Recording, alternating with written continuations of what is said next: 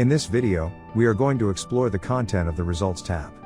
This tab collects a bunch of data related to the preliminary weight analysis of the aircraft. The pre-designed module starts from the mission specifications and uses the data included in the Class 1 Weights tab.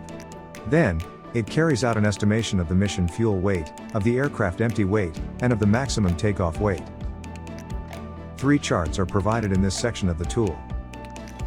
A first chart gives a simple representation of the mission profile, defined in the Specifications tab. Here, information regarding ranges, durations, flight altitudes, and speeds are summarized.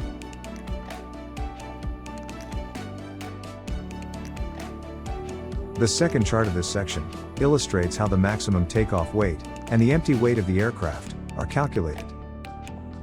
For this preliminary estimation, the pre-designed module relies on several statistical models, which differently relate these two design weights, depending on the aircraft category and on the technology level. These weights are determined at the intersection of two statistical laws, as shown by the chart. The third and last chart provides information regarding the remaining masses. When it comes to the design fuel mass, the pre-designed module uses the so-called fuel fraction method and the classical range equations to perform a first estimation. These range equations are also known as Breguet equations. The range equations are used for the cruise and alternate cruise, and for the holding phases if it's included in the mission profile. Infos on the engine-specific fuel consumption and the aerodynamic efficiency coming from the Class 1 Weights tab are used as well.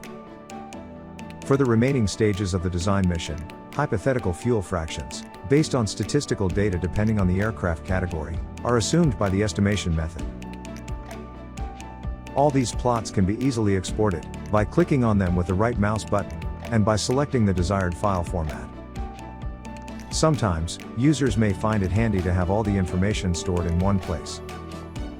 The Data Log window, at the bottom of this tab, provides an overview on the input data and on the outcomes of this specific analysis.